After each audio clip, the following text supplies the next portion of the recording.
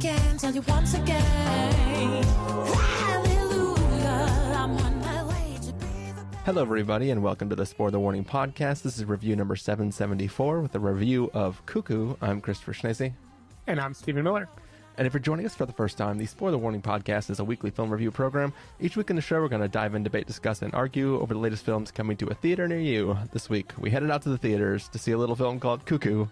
Once again, a film that we knew nothing about.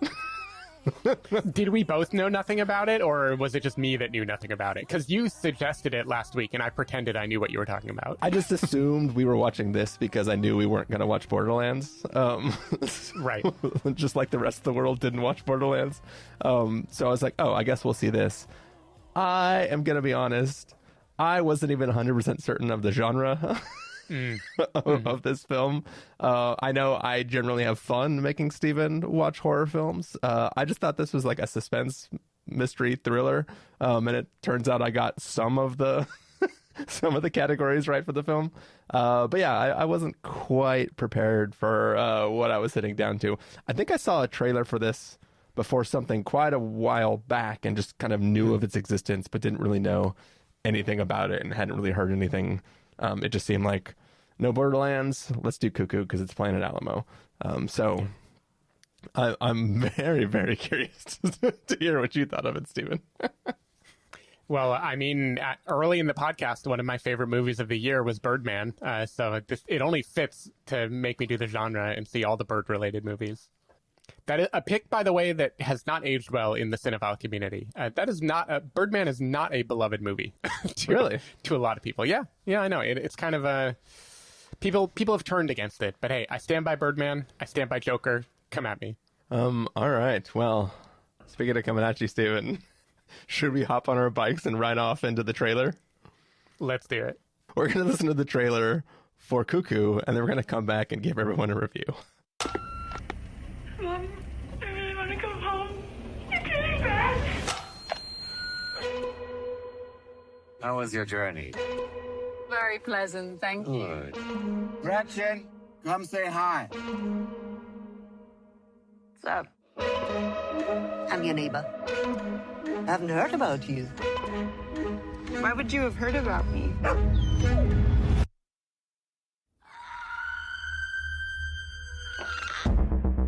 How would you like to come work for me at the resort? This happens sometimes. You look like you don't belong here. Why is there nobody working the reception after 10? I want you to lock the doors and wait for me. I will come pick you up right now.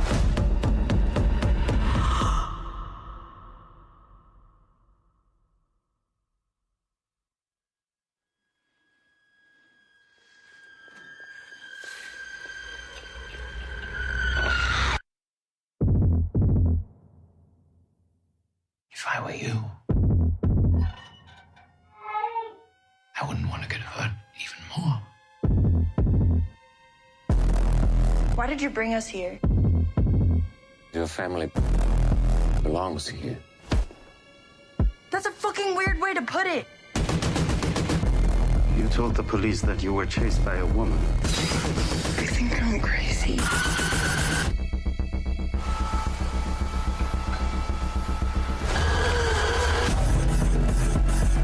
Nature is quite remarkable. Oh, it feels so good. We have to go. Some species need our help. I'm giving you the chance to be of great use in our quest for preservation.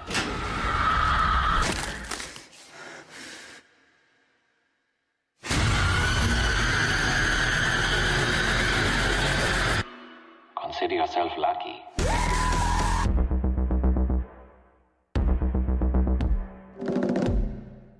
All right, so that was the trailer for Cuckoo. Reading the description from IMDb, a 17-year-old girl is forced to move with her family to a resort where things are not what they seem. Stephen Miller, what did you think of Cuckoo? I was intrigued by Cuckoo, going in knowing absolutely nothing, like literally nothing about this movie at all. I only knew Dan Stevens and Hunter Schafer were in this movie because you said, do you want to see that movie with Dan Stevens and Hunter Schafer in it? And I was like, oh yeah, sure, totally, that one. And otherwise, I knew nothing. I told Joanna when I was leaving that I was going to see maybe a scary movie because you seemed excited for me to watch it, but I didn't have any idea what I was getting myself into.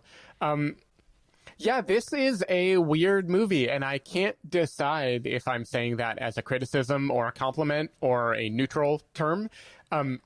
It is a very disorienting, kind of genre-bending movie that is... It is a eerie vibe, and it is always toggling between taking itself seriously and being high camp and making total fun out of its own premise. Like, the question that is always asked of me when it comes to movies that might be horrific is, was it scary? And I don't know. I have no answer. I don't think I was scared by it. There are definitely some images that if I choose to think about it right now as I sit in this, like, kind of creaky house, maybe I'm going to convince myself to be scared, but I slept like a baby last night, so I was totally fine. I'm guessing you didn't pass like a woman in a trench coat as you were walking back from the theater. No, I have not done a late night walk through the city since watching this movie, so maybe that would actually change my feeling. That has given me a vision that now terrifies me of walking home. But anyway, whatever it was, I was definitely absorbed into it, for the most part. Like, in multiple ways, this reminded me of, like, a lesser version of Love Lies Bleeding, not in the story, but as the kind of mix of it being a little bit punk, a little bit self-serious, and a little bit flight of fancy, jumping the shark in a way that is, like, winking and intentional at the audience. What I can praise about this movie, I think the leads, as I see them, Hunter Schafer and Dan Stevens, are both really good in this movie. Like I think they're great the whole time. I love watching them. Even though I feel like they are great in two different movies, which kind of speaks to the split between the identity crisis of this movie. Like, Hunter Schafer is amazing in this kind of punk horror thriller thing where she is the main character who is trying to survive and very, disaffected youth. And a lot of what is happening in this movie comes down to, like, the gap that she feels from all of the adults in her life and the inability to tell people what is going on. And the distance there is, like, it is perfect for what this movie wants to do, the disorienting, cuckoo clock aspect of this movie. And she nails it. Like she's an awesome protagonist to root for in this movie. Dan Stevens is great in this ridiculous, deliciously campy villainous role. And he is having so much fun. He is like a James Adomian character of a villain who's just like, well, what have we here? Like he's so over the top in a way that I found totally engrossing, like I really, really, really liked it.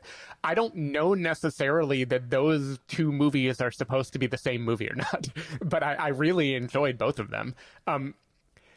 When it gets to the actual narrative of this movie, it is very, very thin. It's very vibesy. It's very like, this is symbolic of a feeling or something, but it feels like once the story actually picks up, it is already about to be over. Like there's something about the construction of this movie that does not lend itself to twists and turns and what is going to happen next. Like, by the time we know what is actually happening in this movie, it's almost like we're just on an inevitable march toward the movie being finished, which wasn't totally satisfying. Like, it is I don't know. It's a hodgepodge. Like, I'm glad that it exists because I liked watching it. Like I was always intrigued. I was always kind of wondering what feeling it was going to evoke. And I was always puzzled by the director in a way that I mostly dug. Like, what is he doing with this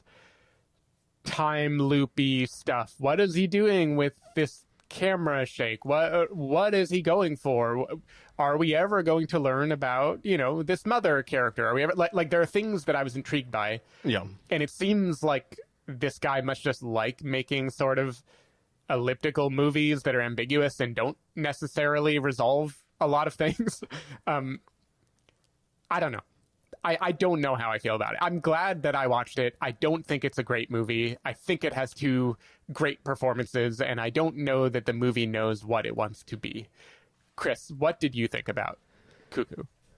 Yeah, so I the way I feel about Cuckoo is honestly a lot the way I feel or felt about Longlegs when I watched that it is a film that is all about the style and the presentation of what it's doing, but then the movie has to explain all the things by the end of it because nothing is actually pointing towards what it's actually about. It's really just all vibes and then a bunch of exposition to explain what we're actually doing. Like both films literally at the end in the third act have a character sit down and say, this is everything that's been happening the whole time. And now we're going to play out the end of this film at this moment in time. And I think for me that leaves me wanting more from a film. Now, that being said, the style of this film is fucking amazing. I love it. Yeah. Like, from literally the opening shot of folks, like, not the opening shot, not like the driving through the Alps or whatever, but like the actual... The cold open of the movie. Yeah, like when they all arrive and they're sitting there and you just hear that, like just that sound gives me everything that I need to feel about this film in just a sound. And it's just like like staring at a forest and just hearing that sound, and I was like, all right, I'm in. I'm sold. Like, you got me. You hooked me right there. Like, you had me at... And then from there, it goes on and adds all this extra style.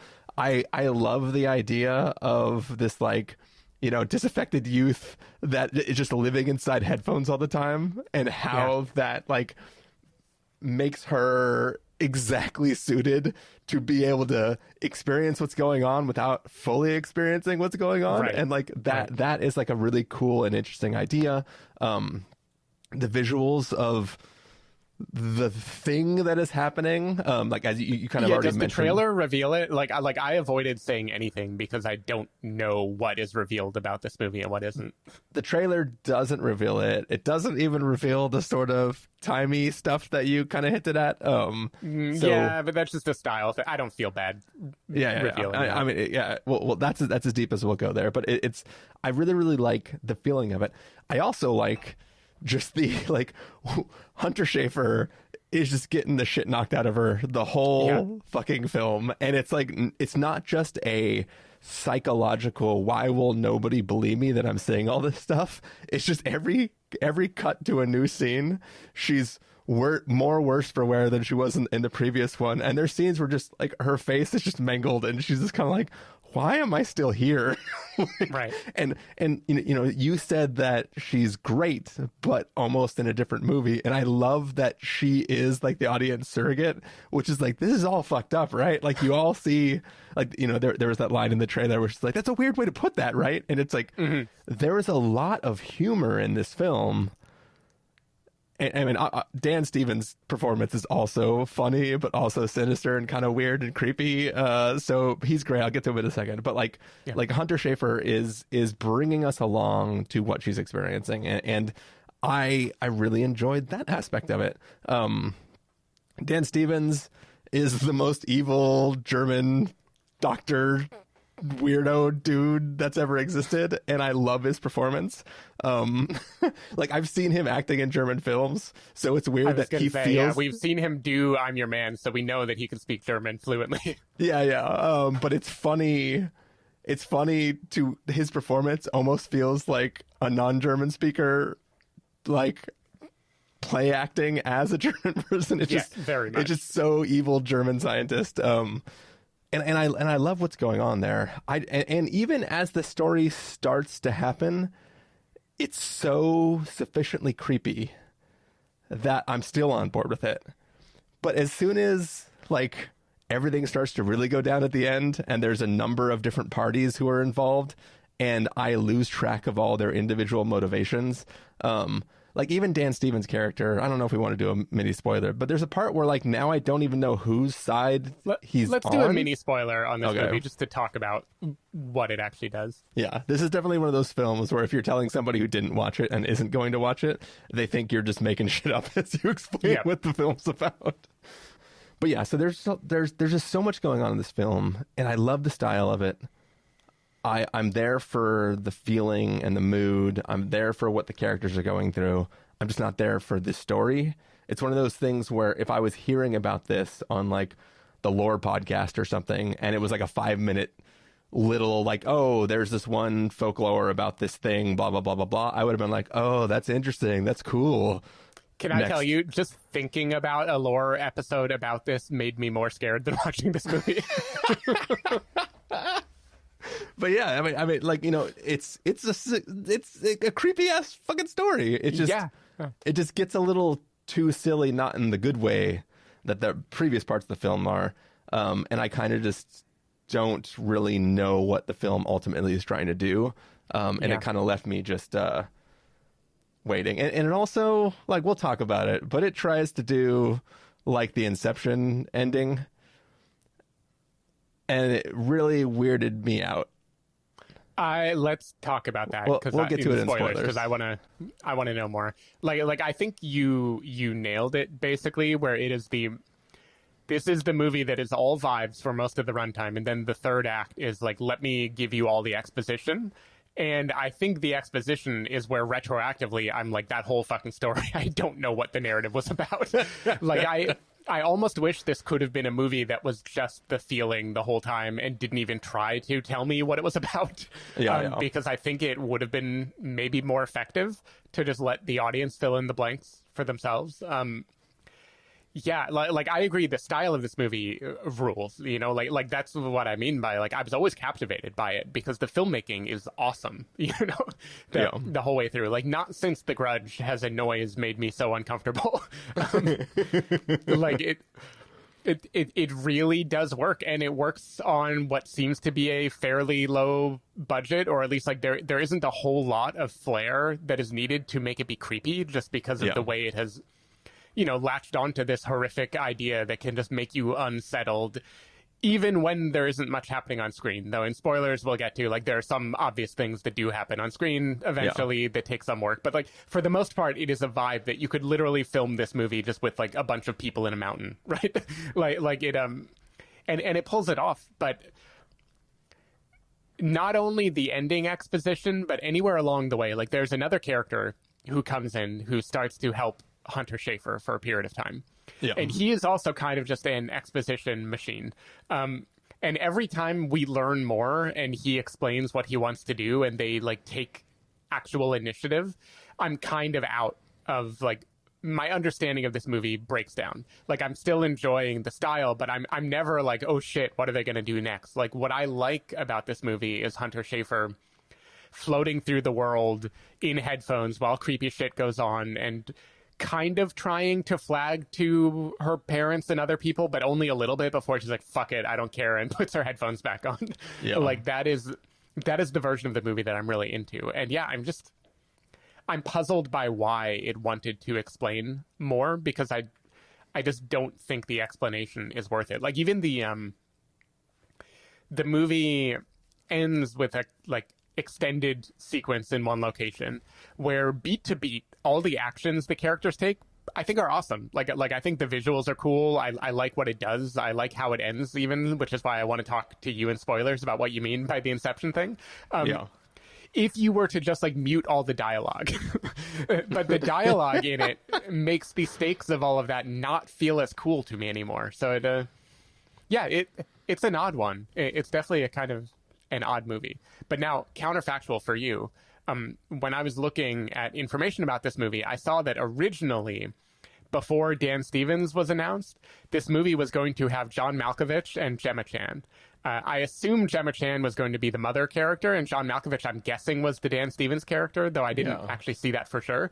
And I want you to just imagine that movie, because that movie also fucking rips. Man. It would be very different, but a little bit the same as well.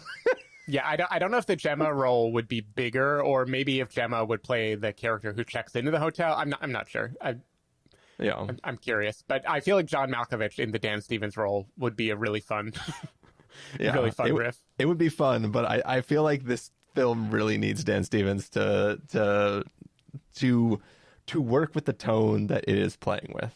Mm-hmm. Yeah, though I would be more afraid of John Malkovich at the end of this film than I am of Dan Stevens at the end of this film. Yes, for sure.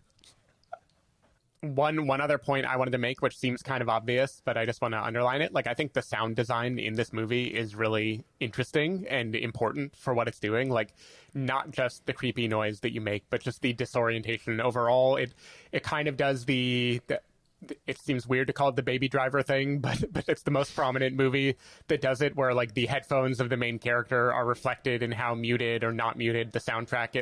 It is semi-diegetic a lot of the time in a way that I really like. And to me, spoilers for my rating, but I do think it is worth seeing this movie in a theater, if for no other reason than to get to feel it in full audio, which I think is worthwhile. So I was a fan of that.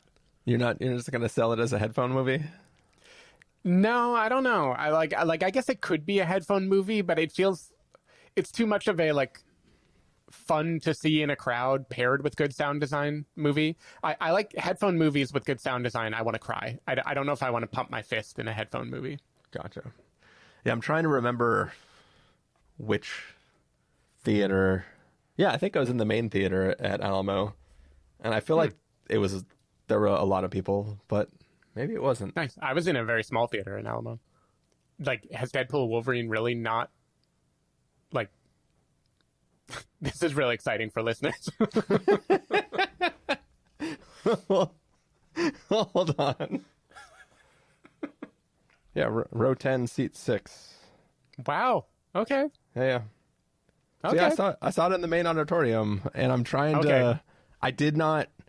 I could not gauge anybody's reaction around me. It was one of those things where, like that was part of why I was forgetting which theater I was in, is because I didn't remember there being... Oh, now I remember one person who was maybe laughing a little too... somebody went cuckoo during Cuckoo. Mm-hmm. So... They vomited and left the theater. Yeah. But yeah, anyways, what were you going to say? I had just been saying that this is the kind of movie that I want to see in a packed theater, but I also think the sound design is awesome. I saw it in a theater with 3 rows, and it was completely packed. So that was a great vibe. Cool. Should we get spoiler, Stephen? Sure. Well, after verdicts, I assume. Yeah. Should I begin the transition towards spoilers? Yes, please do. All right. For all of you who don't want to be spoiled, we're going to give you our verdicts now. So, Stephen Miller, if you're not able to say must see, recommend with the caveat, wait for rental, pass with the caveat, or a must avoid, what would you give it?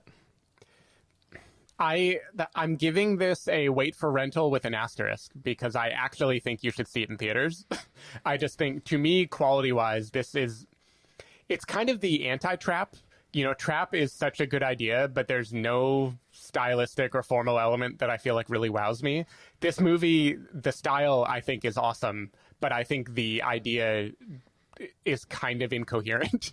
But because of the style, I would definitely say go check this out in theaters, even if quality-wise, this is like a 3 stars without a heart for me on Letterboxd. Yeah, this is a wait for rental for me as well. As much or as easy as it is to praise the style and everything, it just didn't land for me by the end of it. You know, I'm writing it, I'm enjoying it, it's cool, I'm enjoying it, and then all of a sudden I go, what the fuck is happening? And then it ends, and I'm like, all right, you know, I like what you tried to do there. It was fun enough, but like I can't. It's not like something like a Barbarian or something like that where I'm like, dude, this movie rocks. Right. But then again, I didn't like Long Legs either, as I brought up earlier. So if you were really into Long Legs, you might be really into this one as well. So who knows? I did just look, and I gave this 3.5 stars on Letterboxd, so I maybe need to amend myself to recommend with a caveat. Apparently, leaving the theater, at least, I was a little more high on it than I recalled. Well, you were in your packed theater of 3 rows of people. That's true. Yeah, the energy. I hereby revise it to recommend with a caveat. All right, that's fine. Recommend with a caveat. All right. Well, again, we will be to spoilers in just a minute, but for those who aren't going to stick with us into spoilers, Stephen Miller, why don't you tell people where they can find you throughout the week if they want to do that? Whoa. All right. For anyone who wants to find me for non-nefarious purposes, you can do it at sdavidmiller.com or on Threads or Blue Sky at sdavidmiller. Yeah. And if you want to find me, you can just stand in the middle of a forest going...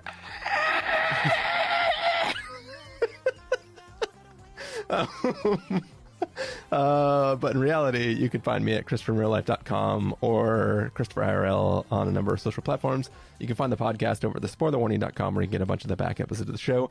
If you want to subscribe to the show, you can do so on Overcast, YouTube, Apple Podcasts, or wherever podcasts are found. If you want to know when the episodes go live, you can follow us at twitter.com/spoilerwarning, facebook.com/thespoilerwarning, or instagram.com/thespoilerwarning.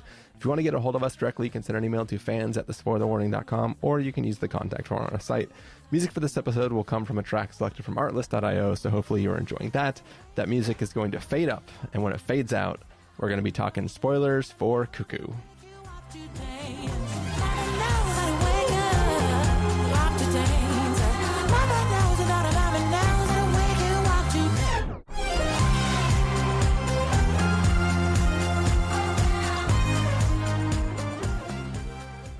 All right, we are back. This is Spoiler Territory. It's the after part of our review of Cuckoo. But before we get started, Stephen, I have a gift for you. Ugh. So creepy. Now, I have to ask, did you already have a recorder or did you buy one for this gag?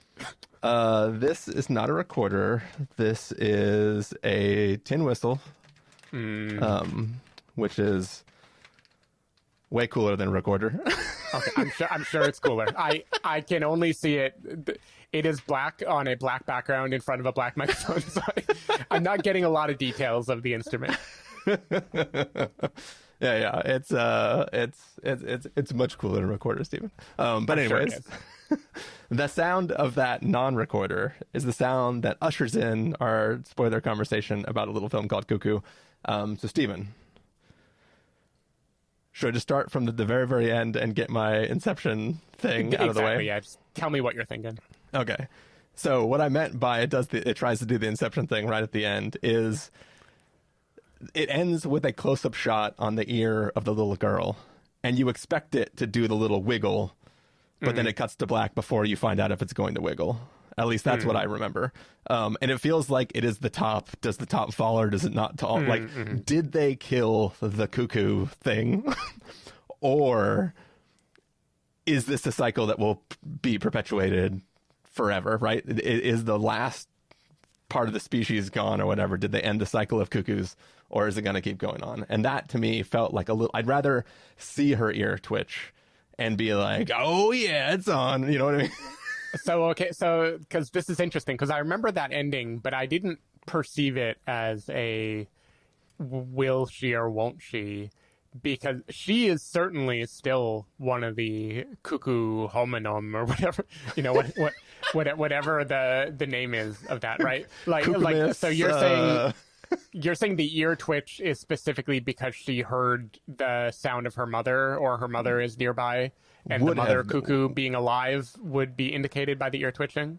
Yeah, so what they imply at the end of this film is that in order for the maturing of the baby cuckoo, it has to be reconnected with the mother, and something about that presence unlocks the cuckoo-ness of the child. I mean, we do see her, she covers Hunter Schafer's ears and starts doing something that is basically controlling other people. So she does have access to the powers, but I assume that the mother returning and that bond forming unlocks a need to use those powers that doesn't exist. It's a desire to produce more offspring and continue the cycle. So to me, it felt like once she removes her from the situation, if there's no more Mama Cuckoo who's going to come make the baby cuckoo, then no one's going to cuckoo, right? It's just somebody who one day might lash out at somebody if they need to. Yeah. This is the weirdest beat poem I've ever heard. Yeah, no, it's interesting. It's interesting.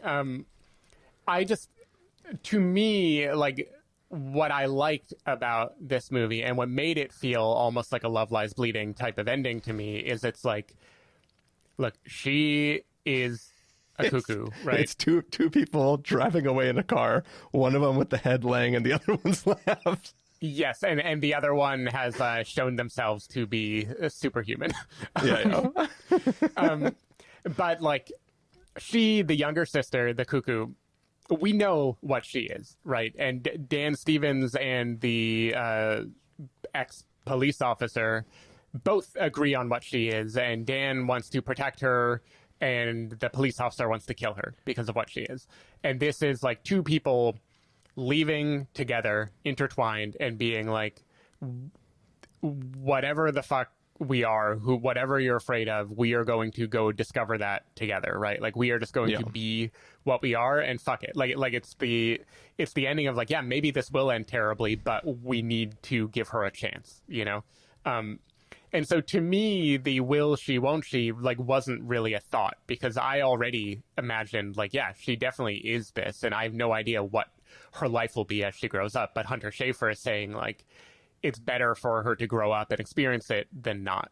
So I don't know. For me, I didn't really get the Inception thing. I didn't really think of the mother as being that critical, because she's already seen her and tapped into her powers, so she already might be that way.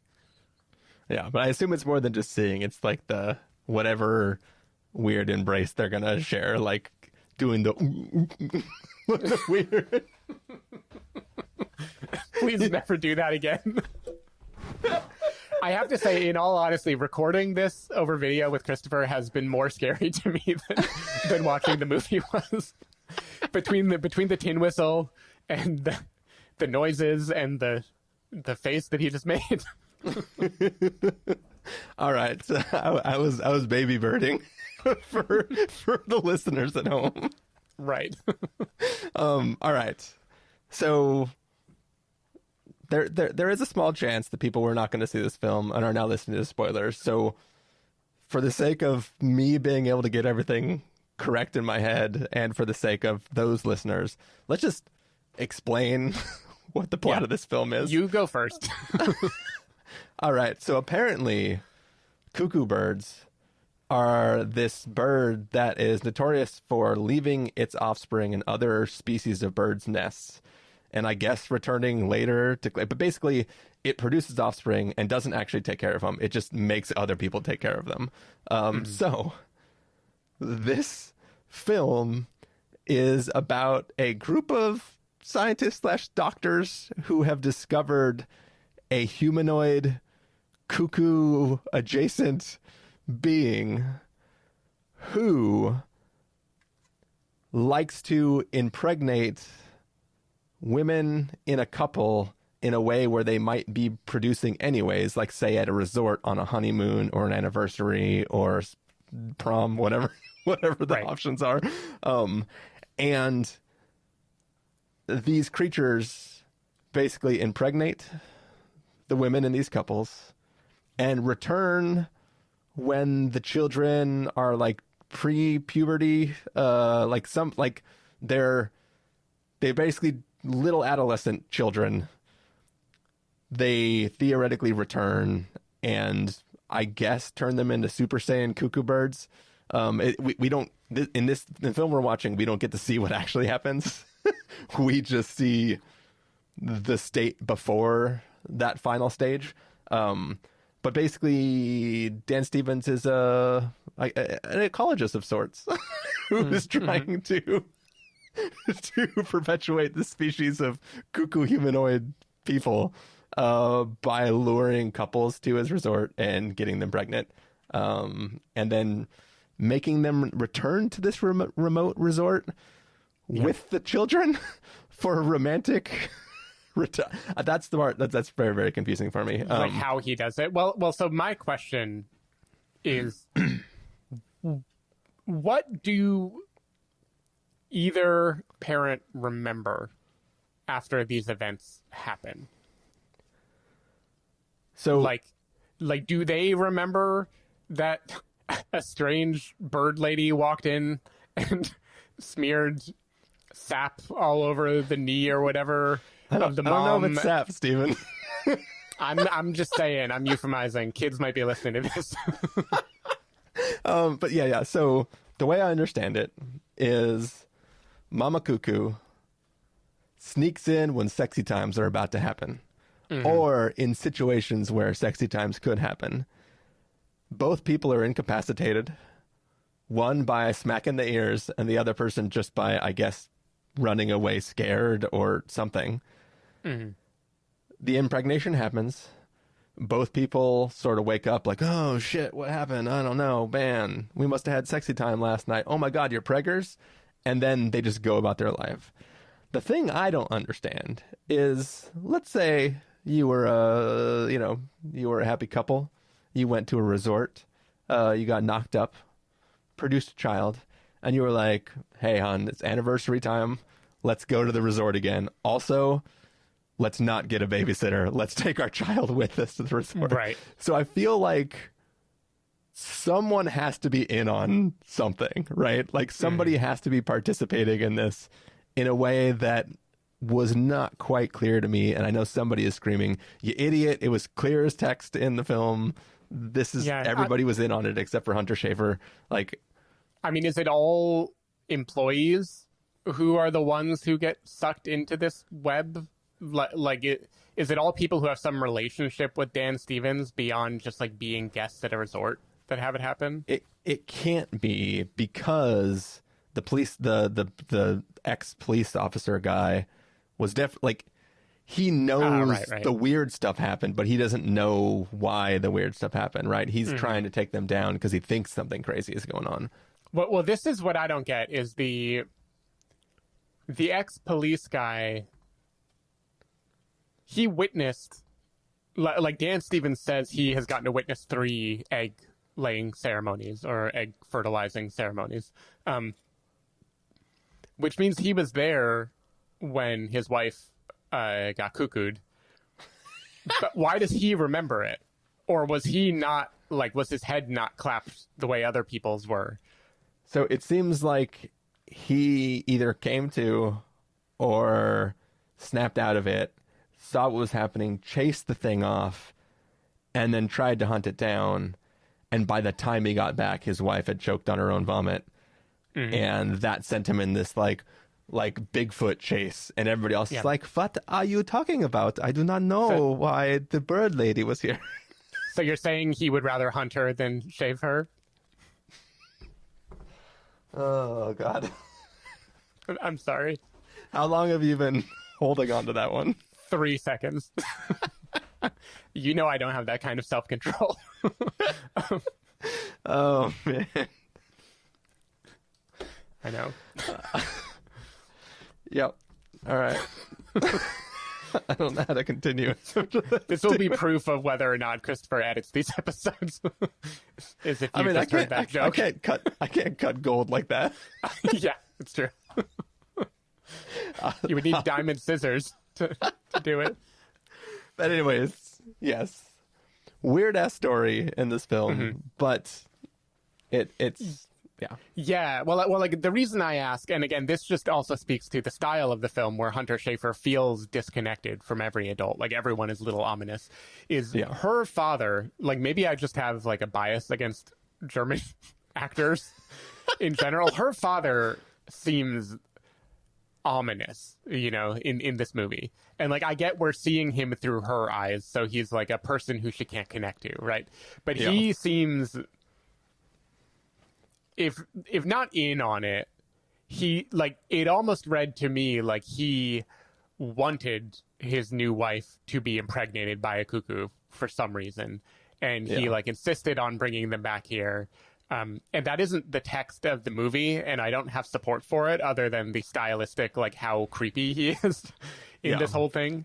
But honestly, like every German man in this movie is creepy, so that might just be like the house style. Yeah. And there's also like, this is a remarriage with a re-child. And Hunter Schafer is like the other child from the previous marriage. We learn that the mother is dead. Out of the picture, it seems like dead, right? Because that she's leaving the calls on the voicemail. But then the other kid doesn't know why she wouldn't be answering. So it's the other kid hasn't been told that she died yet for some reason. So that's another thing too that I think I respect about the movie, but we never learn anything about the death of the mother, right? It's just like a background, like it's a history that is mostly kept hidden for vibes. Like Hunter Schafer eventually says out loud that her mom died, but it isn't like there's no connective tissue between that and anything that is happening here, right? It just is a fact of her life. Yeah, it's played as though the father has been sacked with her. Like either she, almost OD'd, or like, it's played with like that kind of story where like they're like, we got to bring our other daughter from the other marriage along to this sexy time resort. and like she's always played, like honestly, like when I was talking with Jamie about the film, I was saying that Hunter Schafer is playing the Anya Taylor-Joy character in The Menu, where it's like, wait, you're not supposed to be here. Yes, definitely. So it's just like a thing where I'm like, like it just felt like, I kept waiting for her presence is jeopardizing this thing. But really, it felt like she was the one person going like, all this shit's weird, right? And nobody believed her. But she was never actually jeopardizing anything until she got an actual weapon. Yeah, well, and her dad is Nicholas Hoult, basically. Like, at least it comes across that way, where it seems like he is, like, not sure what is going on, but then is kind of okay with how weird it is.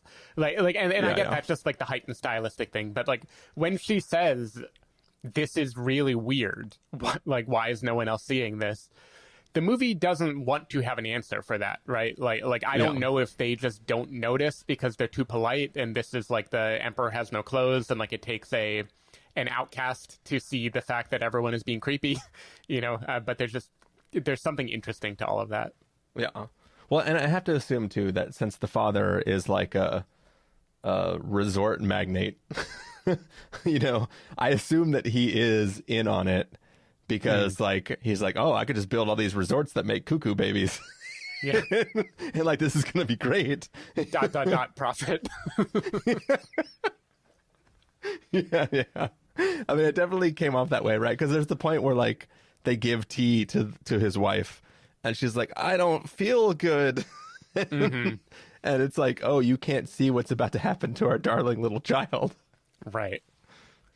Yeah. I do want to talk about something that I thought for sure was coming the whole fucking movie and didn't. And I want to know if it bothered you the way it bothered me. This is a film that involves a sound that takes effect on people. Hunter Schafer has Chekhov's knife the entire film. And at the end of the film, she's found like an old iPod or something on the copy machine, and she puts those babies in. But then when all the shit goes down, the cord gets cut, and she has to with one arm in a sling, try to hold both ears with her arms. Yeah, not very convincing, I have to say. Yeah. I thought for sure she was going to cut her ears, like stab into her ear holes and like damage her eardrums so she couldn't hear. Okay. And just think about the symmetry of having a woman who can't hear take care of a child who can't speak. I really like it. I like the hear no evil, speak no evil. Like, we got to throw a blind person into the mix. I am blown away by how fucked up your imagination is. I like it a lot, but my brain did not go there even for 1 second watching this movie.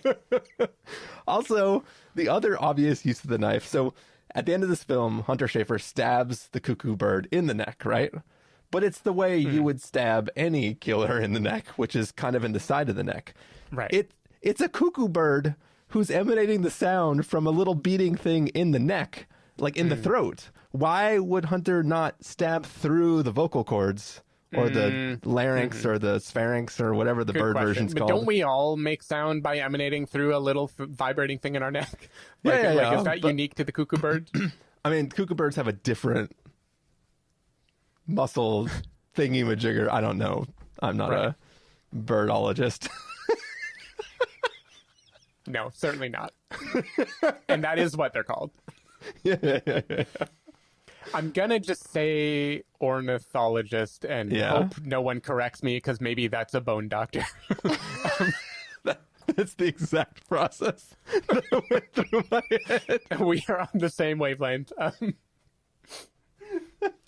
I guess my question, and I don't care about the mechanics of the movie, at all, but the radius that the sound impacts people, because Dan Stevens seems completely fine all the time. Is he did it establish that he is wearing earplugs and we just I didn't notice that or something? Why is he okay?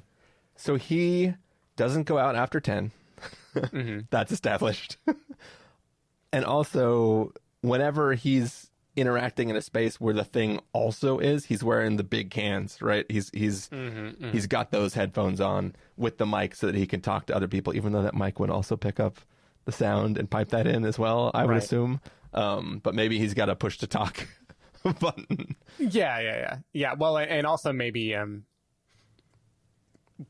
he would be protected because it's probably not like a monitor. It's not piping the voice into his own headphone, but other people listening to him might get fucked up because the sound would go through the mic still. But people are talking to him back, right? So it's like you're like a helicopter pilot, right? Where you're like loud ass propellers, but you're talking to each other. Maybe on the thing. it's only analog versions of the sound that have that effect for whatever reason. But in the end of the movie, when the bookcase library thingy is happening, Dan Stevens is walking around, right? And when after the shelves fall down and Dan Stevens and the police officer are in a shootout, that is when Cuckoo Mama starts making her noises a lot, and neither of those guys seem affected at all, but they're just right across the hall. So it seems like a very close range sound, even though the sound design of the movie makes it seem incredibly loud. That was just something that I didn't totally get. Yeah, I guess maybe when we're watching it, we're being affected by the sound, which is why we hear it so presently. Oh, wow. But It's a late night with the devil type of thing. Think about it, Steven. I like it. 10 out of 10 movie. My last question about the plot of the movie, and maybe they established it too. Cuckoo Mama is always chasing Hunter Schafer in a violent way, in a way that seems like she wants to cause harm to her. Yeah. Have they established what this violence would be for? Why? I know when the mating happens, it's after the whistle has been blown, so maybe that puts them in a more seductive state or something, and then their just default nature is violent murdering, because it doesn't seem like Dan Stevens is trying to facilitate the murdering. The murdering just is a random other facet of these creatures that we don't really learn anything about. Yeah, I feel like potentially, and this is really stupid, but I feel like potentially Cuckoo Mama sees Hunter Schafer as a possible disruption for other things, right? It's a situation where Hunter is the third wheel, right, to that romantic couple's potential engagement, but they already have a kid. I don't know how this works. That's one of the things that bugs me.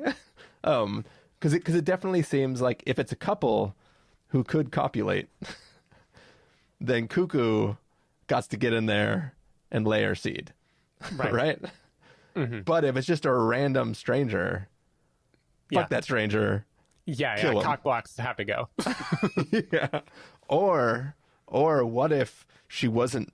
What if Cuckoo Mama wasn't reaching for Hunter Schafer, but was reaching for the headphones so Hunter Schafer would hear her?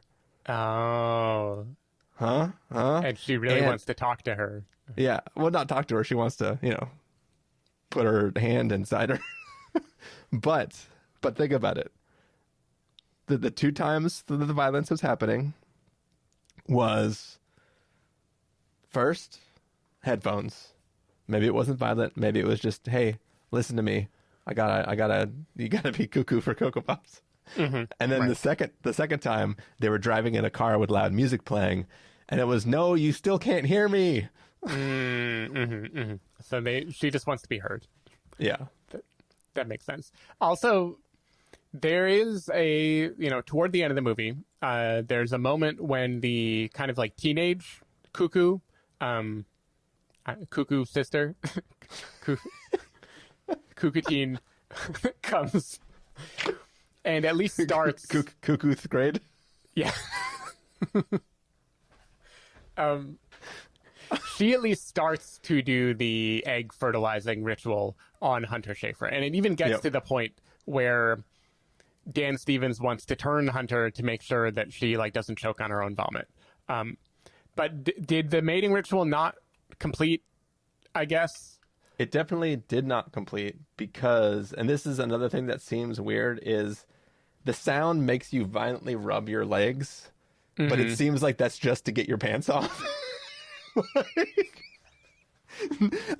I swear to God, this is my reading of, it's like a thing where it makes you crawl out of your pants and then you get knocked unconscious and then it goes in there. So Hunter's pants were still on. Right. And the other guy showed up with the gun and disrupted the situation, so it didn't get to go on. But there's definitely something about the rubbing of the thighs. Which No, I think you're there. right. I actually think you're right. That is another thing I didn't connect the dots on. I just thought it was a weird detail of how this goes down. But I guess it's just we haven't seen a successful fertilization, I guess. So I haven't gotten to see what would happen if it kept going. Yeah. I mean, we got very close with the other person who works at the shop. Right, and the she was police already officer. ready to have sex with the creepy police officer guy. Yeah. So And for her, it was convenient because she was already in a towel. exactly, yeah. So the legs were kind of unnecessary. It's like, you've already Yeah. got me. You had me at hello. But they only mate when Cuckoo Mama sits in the old gum tree and waits for a whistle to bring her down to fertilize in the lover's nest. It's one of those things that is so much better when you just let it be a creepy thing that's happening and don't try to think about why it's happening. Yeah. It'd be better if Dan Stevens was the Cuckoo Mama, right? The Cuckoo Dada. Because if it was a thing where it's yeah, then there would be no need for the leg rubbing because everyone would drop trout if Dan Stevens walked up to them. But I mean, if it was him, hello, come to my resort, and then he was sneaking in at night and impregnating people, then it would all make sense what the plan is, right? Because he's trying to create more cuckoos, Right. which is what he's doing in this film. But I guess maybe they thought it would be too creepy if he was doing it. It has to be a Cuckoo Mama. Right, yeah. Yeah. Cool, I have no more questions. I revise. Must see. Yeah, I know. This movie is great. I truly, before recording, talked to Chris about how I had nothing to say about this movie, and it's wound up just having a whole lot in it. So many gems. Yeah. Any last thoughts on this film, Steven? No, I got to go see Cuckoo again. All right. Yeah, that's it then, I guess. That's all she wrote. Bye. See ya.